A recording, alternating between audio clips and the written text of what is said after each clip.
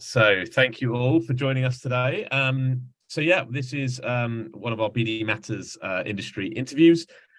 Today we are lucky to be joined by Kimberley Burgess, who is Senior Sourcing Manager at Fidelity. Senior Sourcing Manager for Marketing at Fidelity, more importantly. I think a lot of you have sort of been on the BD Matters community before. For those of you sort of first time, this is a community of sort of business development enthusiasts. We welcome entrepreneurs, procurement professionals, marketing individuals, where we kind of just explore, with a thought leader about some of the challenges they're facing, how they're seeing the industry, and how we can all be trying to help grow our businesses. So Kimberley's obviously in the world of finance, but she's got quite an interesting background, having worked at McLaren, Unilever, Sky. So we're going to talk a little bit about the world of finance. We'll talk about the marketing landscape and how she sees it. We're going to get into sort of procurement and pitching, and talk a little bit about sustainability and diversity in the industry as well. So hi Kim, thanks for being here. Do you want to introduce yourself and probably do a better intro than I did? Yeah, sure, no worries. As Adam kindly introduced, so I'm Kimberley Burgess. I'm currently at Fidelity International, leading their global marketing procurement team. I've been working in procurement for 15 years now. And as Adam said, I've worked across a variety of different organisations globally. And I never intended to work in procurement. I don't think I've met very many people that ever kind of intended to work there. I originally graduated university with the intention of working in marketing and PR specifically. So I think that's why marketing procurement works really well for me, is because kind of I have a background knowledge in marketing and PR, and I actually strangely really enjoy my job. And I get a lot of fulfillment out of kind of the networking and building the relationships. So that's a little bit about me, and I'm looking forward to answering your questions, Adam. Thanks, Kim. Great. And it's really interesting that you obviously came from a marketing background, so better understanding of the other side of the pond. So yes, let's get into it. So I think the first question is just kind of wanting to get your view of the marketing landscape at the moment. It's always this, we often have lots of conversations around whether procurement people are consolidating more, working with independents, working with specialists, and growing sort of trends and things they might be seeing. So just kind of get a feel for like what you're seeing out there. Go from there. So I guess I'm seeing a lot of marketing kind of blending with the technology space a lot more. So how can we be more automated in what we do? What technology platforms can we leverage, which typically may have been a more traditional route to market? How can we, and I guess that leads into kind of the ESG space. So how can we do less, like physically printing, do less events and lean on the virtual world? So definitely seeing a big trend in the technology area. Also, when it comes to kind of agency usage, I think it really depends on the type of business that you work for and what's their kind of global strategy.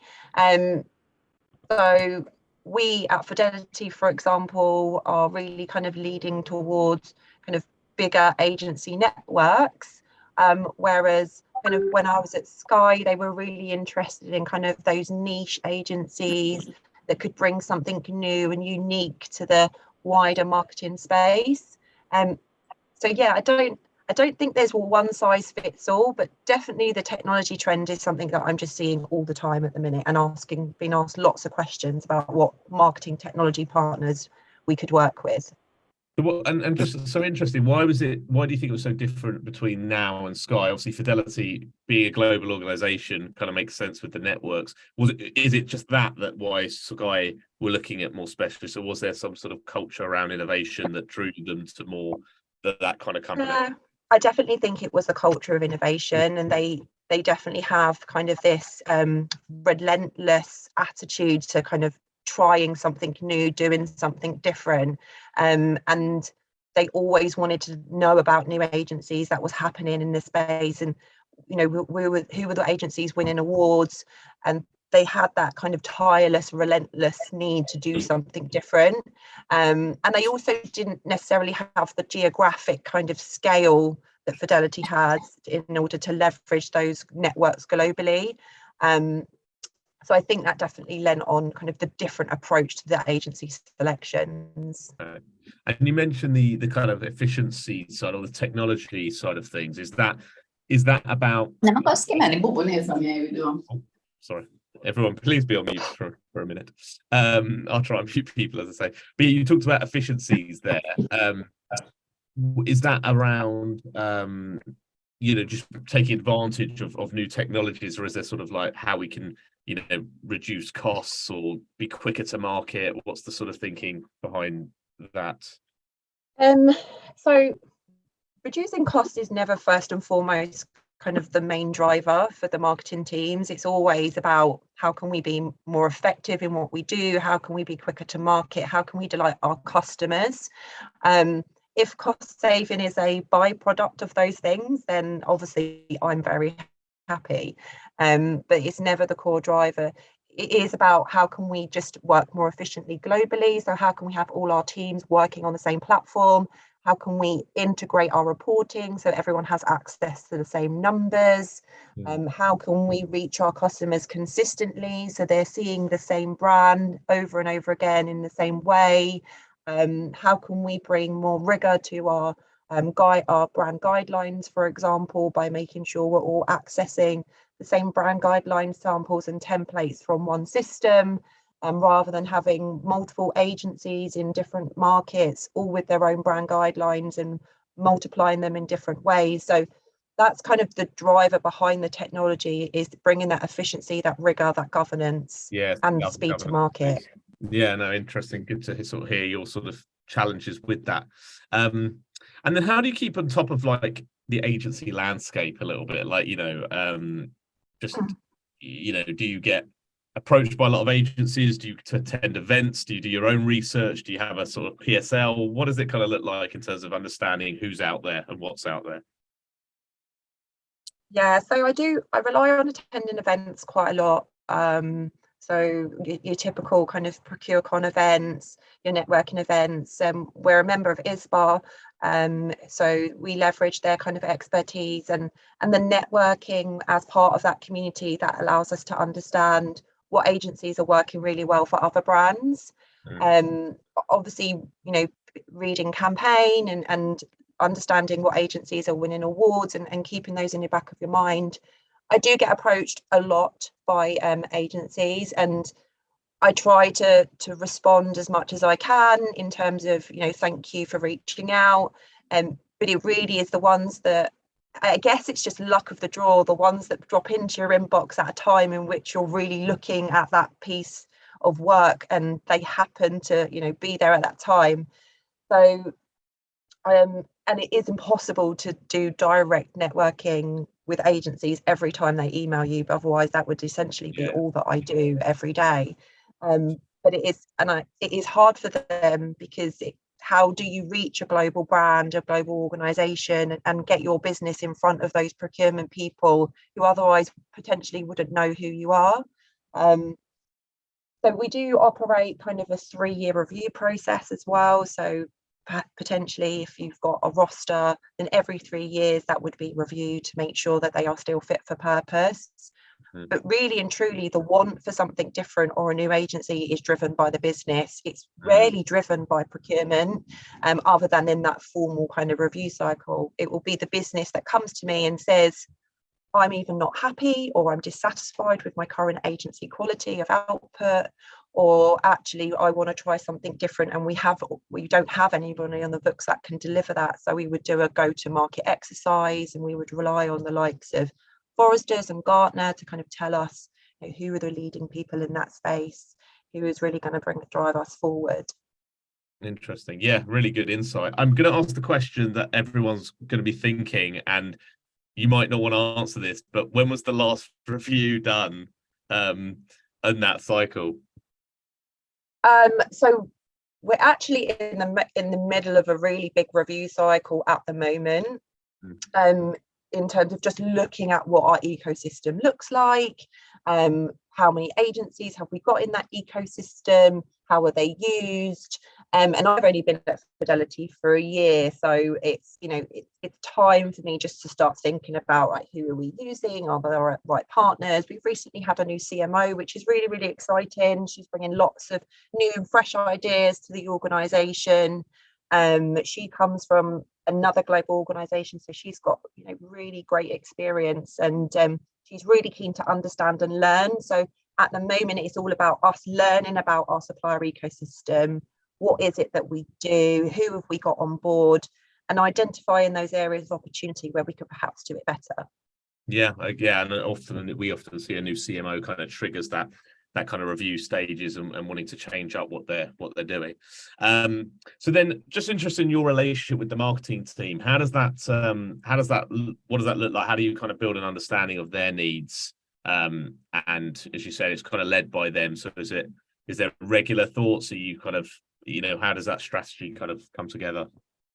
Yeah, so we have. I'm really, really lucky. I have a really good relationship with my marketing team. We have kind of monthly forums with the leadership team, where we kind of update them on the progress that we're making on some of the priority projects, and then we can brainstorm ideas about what can happen in the future, where have we got capacity to do more. It's quite often a question of capacity. I have people reaching out to me on a daily basis on Teams. I've got a quick question, how can you help? So I really pride myself on that being one of the most important factors of the job, is building those relationships, because ultimately I can't do my job without their buy-in, and their buy-in is essential to be able to kind of move forward at pace, have those really quick decisions, have the buy-in to do something different. Otherwise, you could spend half of your year just getting approval to proceed, and you're not going to see any success in anything that you do. Yeah, of course. So we had a question in the audience, and obviously you can say pass if you can't say anything, but there was a question about what kind of agencies you're looking for at the moment. So specifically at the moment, I can't say like there is one area that we're looking at. We're doing kind of an end-to-end review of all the subcategories that sit within marketing. And there's only one live at the minute, which I can talk about because it's been in Campaign magazine, is we're currently live with a media pitch RFP.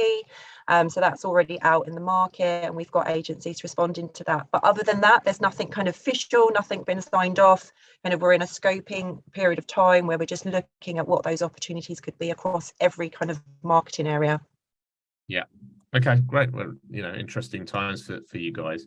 And just looking at another question, do you look for new agencies in review periods? Do you prefer to consolidate with a current partner? We kind of touched upon that a little bit, didn't we? Sort of said every 3 years. Yeah, I mean, I can talk about it a little bit more. So when it comes to our incumbent agency, so we follow the positive pitch process, which is something that is championed by ISBA. We would always look to have a discussion with our incumbent agencies first and foremost. We would have an open conversation about what we're trying to achieve and whether we feel that there is something that they can support us with. They would always, if they are capable and have the requirements to fill off the future requirements, they would always have a place on the pitch. And yeah, so that's how we run it. First and foremost is, having that really open dialogue with your incumbents before opening the network really widely. Okay. So just thinking about your career then, moving from sort of McLaren and Unilever Sky, what do you think are some of the biggest differences between how procurement, we touched on it a bit, but any other differences between how those organizations treated the role of procurement or how sort of marketing as a function was run? I think the role of procurement really falls down to the maturity of the function itself. So how long has it been in place? Obviously, the longer it's been in place, the more mature the processes are, and actually how used to the organisation is in working with procurement. And that always makes my job a lot easier. If the organisation is used to working with procurement, they understand the processes and the processes are simplified, they've gone through processes themselves to make them more efficient, it makes your job a lot easier. The biggest challenge that we have is simply around onboarding suppliers. The processes are really long, it's laborious, we don't want to do it, how can we get around it? Procurement's a blocker. So those organisations that are mature, where the likes of Unilever, for example, who has been on a procurement journey for many, many years, it makes your job a lot easier because the wider system that sits around you is really simple and bought into, and everyone's used to it. An organisation such as Fidelity, who has quite a young procurement function, so we've only been around for 7 years, which actually in the world of procurement isn't very long. And what happens is you tend to grow by default. So you bolt processes on top of processes, and then they can become a bit clunky. So you get to a period in time, which we're kind of entering at the moment, is how do we become better? How do we decouple these processes, become more efficient? We have, global change happening within our marketing organisation. How do we fit into that organisation as a partner versus a bolt-on partner? And that's the key difference, really, is the maturity of the procurement organisation. Yeah, and I just wondered if there was anything an agency could be doing to try and help understand that. Sort of like, what sort of questions would an agency ask or try to find out how mature a procurement division is? So is that something that would be feasible?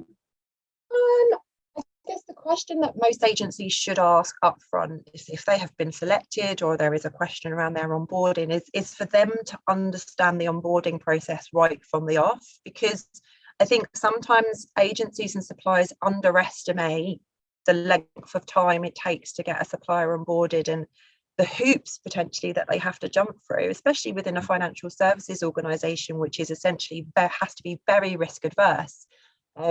So if the agency understands that and they work with you side by side through that process, it makes it a lot quicker and efficient for everybody else. Okay.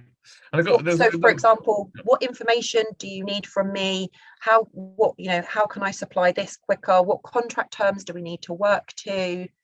Those types of things, questions upfront, and being on the journey rather than kind of chasing all the time, because the chasing doesn't make it happen any quicker, unfortunately. Yeah. And I think some of those questions will probably be, quite overlooked, maybe because they're more focused on the marketing, the brief, and actually it's also thinking about this is a contractual relationship you're trying to build. There are going to be, certain, like governance you talked about and hoops you have to jump through. So I think building that into your kind of pitching process sounds like, should be something that agencies should do, all the time. Yeah, absolutely. There was a question about like an independent studio. So if someone small wanted to start a relationship or be part of the conversations, where should they start with you? And maybe kind of what stands out to you at all? In kind of small and independence? Yeah, if they were a smaller independent studio. I mean, look, firstly, I don't really choose the agencies that come on board. It is the marketeers. So really those relationships initially, I find, are born with the marketing teams. So it's showing if you're choosing, for example, to pitch your work to a marketeer at Fidelity, is showing your credentials, who have you worked with before, what's your USP, have you got any financial services background, are you specifically consumer focused, so are you trying to work for business to consumer enterprises, or are you business to business focused? What is your core skill set?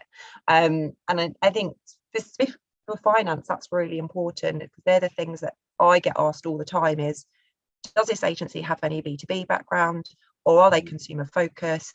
Do they have any financial services industry background? Do they understand the regulations that we have to work with? Do they understand the red tape that we have to go through? And I appreciate, as a startup or as a small organisation, you may not have that breadth of kind of expertise. But that they are the questions that I get asked, and they are rated quite highly for us as an organisation. I think it's just good to have for someone, to have insight into that, and maybe it isn't, approaching you guys as a global organization and with that much sort of red tape, is not worth it, but just knowing that is sometimes, going to save them a lot of time, and you a lot of time. And there was a question around sort of if an agency supports Fidelity in the US, is there interest, and do you see synergy in that same firm supporting in the UK? So, yeah, I suppose how does it work across multi-region? Yeah, so we don't. So Fidelity International is essentially the sister company of FMR, who is our Fidelity Investments in the US, and we are entirely separate organisations, different leadership, different teams, different procurement.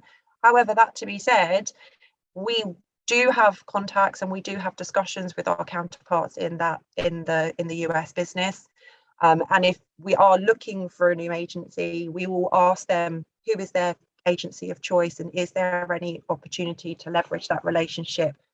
Do they have global scale? So do they have presence in our key markets? And that is one of the key questions. If that business is entirely US based, they won't be someone that we would work with. Like, really, really important for our marketeers is that agencies have kind of a local market presence or ability to support local markets. Yeah, makes sense.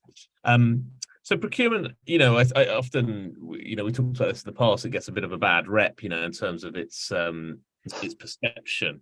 And I think you've given some great insight already today on sort of what it can do and the role it should play. But I guess why is it so misunderstood? And how can agencies form sort of better relationships with procurement?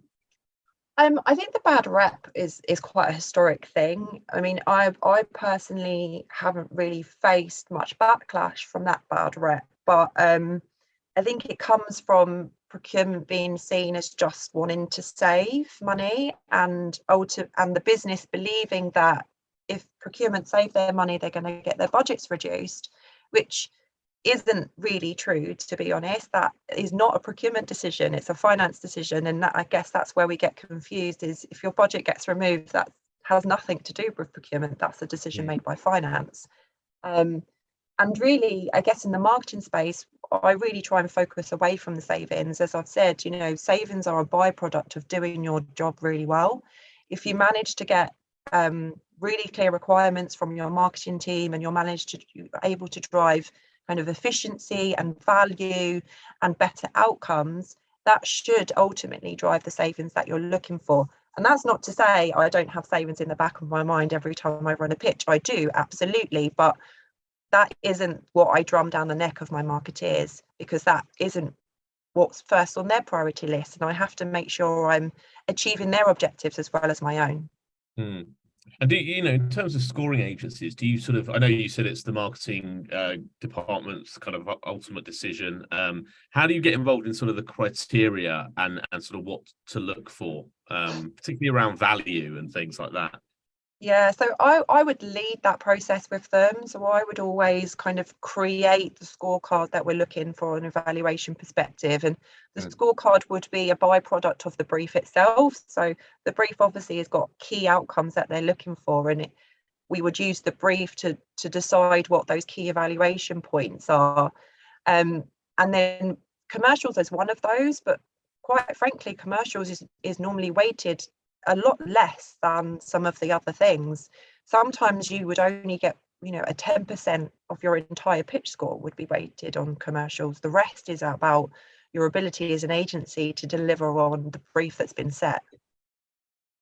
And are there any certain qualities that Fidelity look for that, I don't know, that come up time and time again in an agency that you kind of push them on, or things in your career that you've seen that just, these are the sort of qualities that we always look for in an agency? Time and time again, chemistry is, you can't put a value on chemistry. If I've been in pitches where clearly the best output is with one agency, but the chemistry isn't there, the team just can't imagine themselves working with them. And it is so important that you have that really good relationship, because you need to be able to give honest feedback. You need to be able to sit in a room with potentially hours at a time with this agency. And if you can't see yourself doing it, regardless of how good you think their output might be, It's just not going to work. So by far, chemistry is one of the highest, most valued things that the marketeers put on their scorecards. I mean, is that something you score or can score? Yeah, yeah, they do. they I mean, do score it. I've always one of the things that's sort of driven me mad, I think, when I've been running a lot of pitches in global pitches is the sort of the distance we're allowed to sort of get with the marketing team, and also how much we're able to sort of break the process. Because I understand there's a sort of, every agency needs to be treated the same and given sort of this fair playing field. But then I also think that sometimes the processes don't allow for that agency to show their true character and therefore build that chemistry. Yeah. I don't know if you've got any thoughts around that in terms of if an agency was to want to break that pitch process or treat things in a different way, is that something that you'd be open to, or is that something that you think is just creates an unfair playing field and we can't go there? I mean, we do try to run an even process. So any opportunity that one agency has, we should offer that opportunity to every agency that's that is participating. I have learned over the years that ensuring that there is a session dedicated to chemistry within the process is essential. So if you can't score chemistry unless you've given the team and the agencies an opportunity to explore what that chemistry might be. So unless there is a chemistry session, you can't score it. You can't expect chemistry to be there just by an agency standing out front delivering a PowerPoint. It's a bit of an unfair playing field to say, well, I didn't really feel the vibe, so I'm going to score them low. You've got to give them an opportunity to build it. So whether that be a brainstorming session, so it's maybe a chemistry/tissue session where you're working through elements of the brief, you're getting feedback, you're bouncing ideas off each other, and then that is done pre-final pitch presentation. And at that point, you can test the chemistry. Did it work? Did it not work? Did you not vibe? Is it just not the direction that you're looking for? Yeah, exactly. I think you just have to give it that space and time. And I think culturally, ultimately, you are a finance-driven organization and you are talking about a creative business at its heart. So naturally, there's going to be some cultural differences in the way those businesses operate. And so it's how they sort of get that across, but come together, I think is so important. Yeah. And what about agencies pricing themselves? Because often a constant question, do you see a huge variety of different sort of pricing? Is it value-based pricing? Do people still use a lot of rate cards? Do they have to provide rate cards, performance-related pay, things like that? Is it a mixture, or do you have a strict No, we have a variety of commercial mechanisms in place. I wish it was as simple as having one size fits all, because it would make my job a lot easier. We do try to kind of instruct away at pitch process so that it makes the analysis of commercial submissions easier for the likes of me. So it doesn't take me 10 days. And it is easier to try and compare apples for apples. But yeah, our agencies, there isn't a one size fits all. I'm finding that the rate card way of working and the rate card world is kind of diminishing. There's many more agencies that prefer to work on a project scope basis. So they give you a fee for a scope, and the idea is they deliver that scope for that fee, and that's it. I would prefer to have a bit more detail that sits behind it, because there has to be some kind of commercial thinking that goes behind that one project fee, and everybody has a price, right? So you have an hourly rate, I have an hourly rate, everyone has something that sits there, but that doesn't necessarily mean that it's the best way to perceive value. We are introducing a lot more PRFs in our agency relationships. I think it helps drive trust between the partners, openness, transparency, and it pushes an agency to kind of deliver on the objectives that have been set and push themselves to go above and beyond kind of just what that scope of work says. I guess the difficulty is ensuring that you have time to manage that PRF effectively, that you have really strong KPIs that can be measured, and that it's not a finger in the air, and that also potentially that you have a bit of a two-way streak. So sometimes it's unfair that we're constantly evaluating an agency, but what if we were a really bad partner What if we haven't enabled that agency to perform to the best of their ability because we've just been really hard to work for? Yeah. Creates, is our briefing really poor and there's not enough detail? Do we not pay them on time? Can they never get time with us? It has to be a two-way street. And they're all the things you'd look at, because I think that's, it's really important. As you say, it's about that transparency and knowing kind of what each side is accountable for. Because performance related pay is great in theory, the partnership, it's there, but if one side is constantly letting it down and then the agency is suffering, or vice versa, then it doesn't work. So there has to be some level of isolation and sort of KPIs put on it.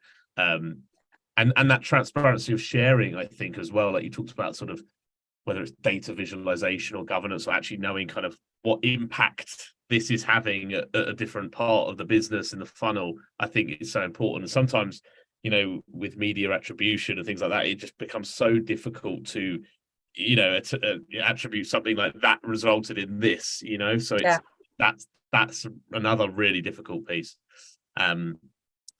We had a question, I don't know if you'd be able to answer this, about chemistry sessions in particular, around, on top of sort of brainstorms, what do you expect to see in these sessions, and maybe anything that's kind of wowed you or stood out to you in the past? Again, it's not necessarily something I expect to see. It's something that the marketeers would expect to see. And I guess a lot of the time we're looking for agencies to bring something new to the table. So have they answered the brief, or are they asking questions around the brief exactly as we've written it, or are they thinking outside of the box? So are they bringing an additional layer to our thinking? So are they already trying to stretch us and push our thinking to the next level?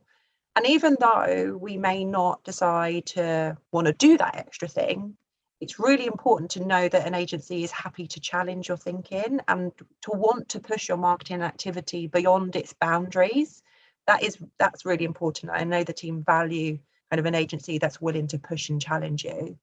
A team that works well between themselves. So I guess they're looking for where there isn't just a spokesman that sits there and speaks on behalf of the entire team, that actually everybody has a voice.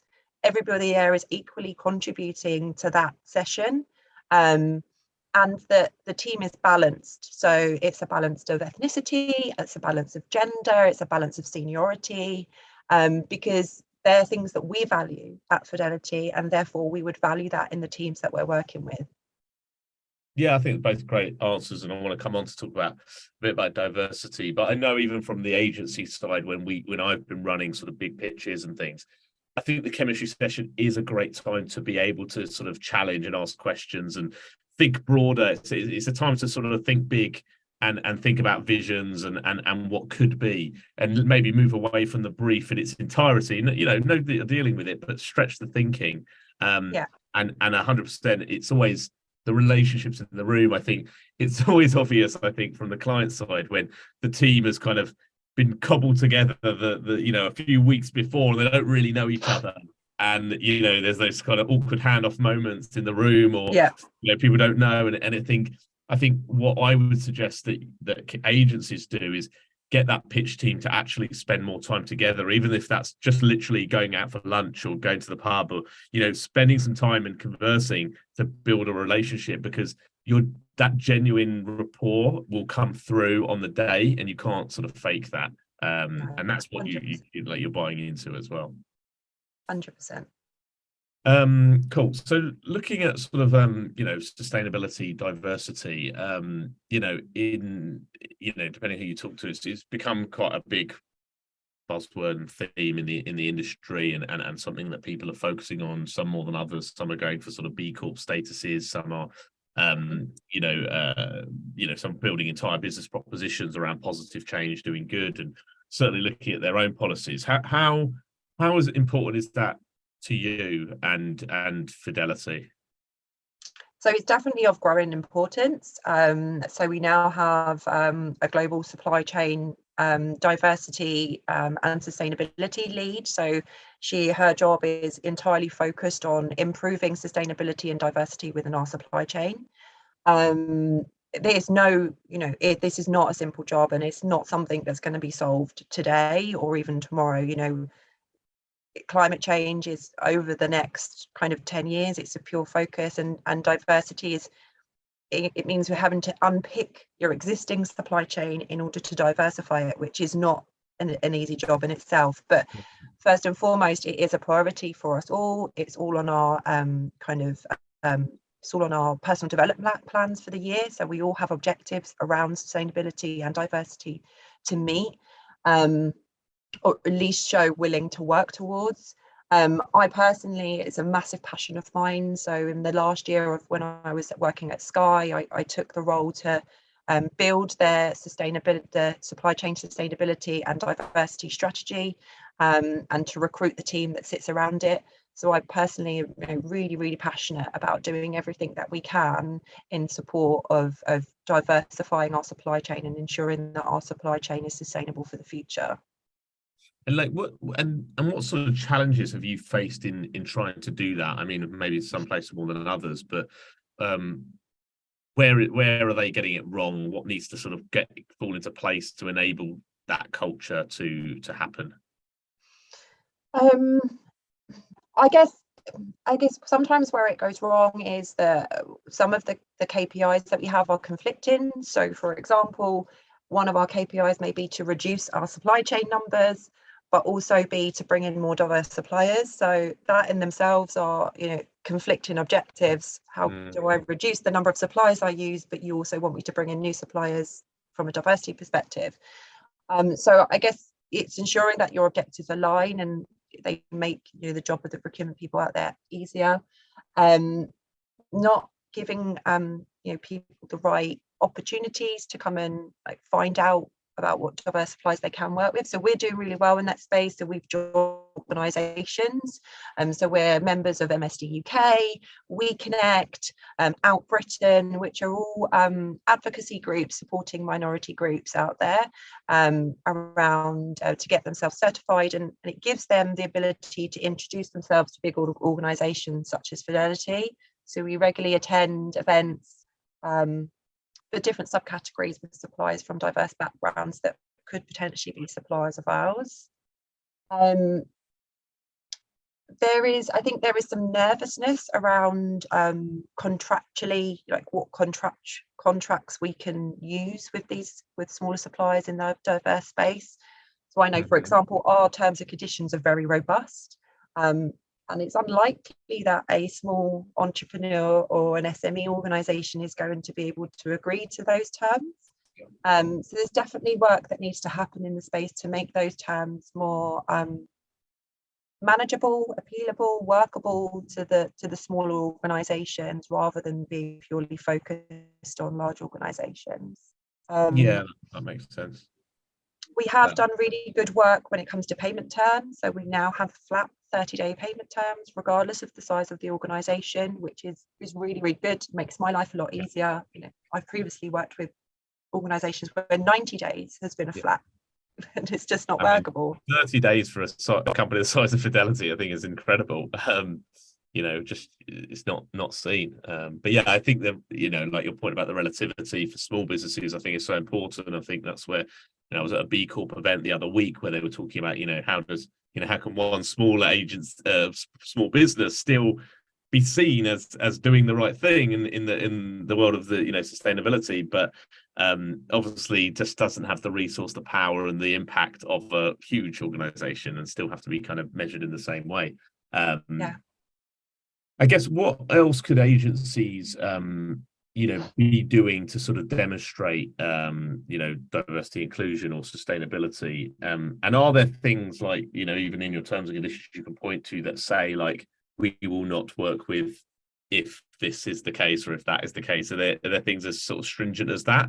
Not at the moment. So we haven't put in any kind of really stringent kind of terms and conditions that would stop us working with somebody. However, I don't think it's that far off, to be honest, because if you think about climate change and the race to net zero, is if you're working with a business that hasn't set their own targets in order to reduce their emissions and become net zero by 2030, then you're not going to be able to achieve that. And you, at some point, you have to make a decision as an organisation that you're only willing to work with people who are on the same journey, who are willing to commit to that climate challenge. I don't know when that decision will be made, or if Fidelity will ever make the decision. And that is a personal view of mine, is that I think, at some point those decisions will have to become harder about who we work with. Yeah. But we're not yet there today. And I do believe that every organisation is in the power to educate themselves. There is so much material out there. There is becoming a lot more material available for small to medium businesses around how they can, support themselves on the race to net zero. There's platforms such as EcoVadis where you can get yourselves rated, you can take questionnaires, you can achieve sustainability certificates, and all that stuff is really, really useful when trying to win business, especially from big organizations, to show that you are on that journey, that you've taken the time and potentially, and I'm not going to lie, potentially financial investment to be on that journey, because this stuff isn't free. And we know as well, when we ask for more sustainable briefs, it's quite often that comes with an additional cost at the moment, because it's just the way of the world. We want sustainable merchandise. The like for like is more expensive. It's just the way that it is right now. Yeah. And do you look at things like B Corp? Is that something on your radar? And I've seen other people who put like carbon calculators on their website and things like that. Are these all things that you look for? Are there any others that you stand out to you from agencies? B Corp's really great. Net zero calculator. If they're rated by a sustainability company, as I said, such as EcoVadis, that's all going to go down really, really well. Simply stating that you have a policy doesn't really help us. We want to see actively what you're doing, examples of projects where you have specifically had sustainability or diversity as a focus. What was the outcome? What great came of it? We want examples. We don't just want to link to a policy because we're not going to read it. It's showing that you're going above and beyond, and that would truly, stand in really good stead. And for an organisation such as Fidelity, who is on that journey, rating these types of things as part of an RFI and a part of RFP are becoming more and more common. They're not generic practice yet, but they are definitely becoming more and more common. So at a certain time, agencies will be scored, and if that isn't good enough, they won't be awarded the business. I suppose there's going to be a huge lag as well, because if, as you said, it doesn't happen overnight. This is it's certainly a B Corp accreditation or getting ranked, or that investment and changing the culture of your own organization. When that time does come, I guess a lot of agencies are probably getting ready, like you are. Everyone's sort of getting ready for that tipping point when it is a fundamental. So yeah, interesting sort of times. Definitely. So just thinking about the we had a little talk about diversity and sort of the male dominated industry, particularly maybe in finance as well.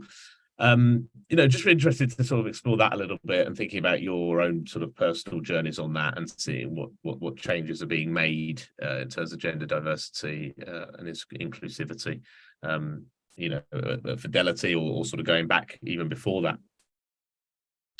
It's an interesting one. So I definitely feel like over my career, the gender balance, specifically within procurement, is definitely shifted. So I've been very lucky to have some amazing female leaders who have contributed a lot to my career and to my mentoring and development. And I'm very thankful for those. And that definitely is, over the last kind of 5 to 7 years, it's definitely been more common. Whereas previous to that, my leaders were all men, and the industry itself was quite male dominated from a procurement perspective. At McLaren, it was a very interesting time in my career. It's racing is male dominated as it is, and we had some very strong male leaders across the organisation, and I guess they just have a very different approach in terms of procurement and perhaps the way in which we would typically do a deal. But it's made me very strong in the sense that you have to feel comfortable in your own skin, and if an organization doesn't fulfill you, or a team doesn't fulfill you or empower you as a woman, then don't be afraid to leave. Don't be afraid to take that step and go somewhere else where perhaps it's more of a cultural fit for you. And don't doubt your ability. Just as a female, and I'm a working mum, I've got two lovely children who inspire me every day to do my job and to be better, and I've juggled them my entire career, and with my amazing husband as well. So I think male dominance, it may be there, but your ability to rise above it and to find change is within yourself. Yeah, no, well said. And I think, are you seeing that change happen now? Like, obviously, I know, I can imagine at McLaren's, and you might even link that to a finance organization, a little bit. But like, are you seeing change in terms of gender diversity? Are there more policies in place? Are there leadership changes happening? Yeah, I mean, definitely in the last at Sky and at Fidelity, we have kind of leadership gender kind of targets to meet. So the organizations are working towards meeting those leadership gender equality targets. We are definitely within what I can see, and I'm not close to those statistics, and it's kind of more HR and leadership led. But from what I can see, the entry of our CMO, she's a really strong female. Our CEO, Anne Richards, she is a female. So I think Fidelity may be breaking that kind of finance being male-led dominant, maybe breaking the norms, and it's really lovely to be part of it. And like, as a man, and talking for other sort of male colleagues, what can men be doing to support you and advocate for sort of female peers? And have you seen anything like that, or is there anything that advice you could give to people, other men? I mean, I personally don't want to be treated any differently to my male colleague. And I guess that's all we ask for, is that we're treated in exactly the same way. We're given the same opportunity. We're given the same voice. And I'm very lucky with the leadership that I have at Fidelity, that I feel that I have that. And that would just be my advice is, male, female, purple, blue, what does it matter? Everybody is equal. We all have the same ability to do the job. I welcome open feedback. I want to get better, and I guess my male colleague wants exactly the same, and that's all that we ask. And I guess sometimes it's those biases that they're maybe not aware of as well, and things, and trying to sort of be conscious of those as well. Yeah, definitely. Unconscious bias is a thing, and sometimes we don't know that we're doing it. And I'm lucky enough to have a manager that if I felt that he had some unconscious bias towards me, I would be able to be honest and open enough with him to be able to have that conversation. And again, it boils down to transparency, openness, honesty, and feeling comfortable to use your voice if something doesn't feel right. Yeah. And are there, in terms of your personal and professional life, you mentioned you've got kids, if there's been a balance, and in terms of, it's probably quite a demanding role, what flexibility is there around that to sort of enable you to do both? I mean, over my career, it's been a challenge. I have had to fight for flexibility. I have had to beg to work from home when my children have been sick, but thankfully I think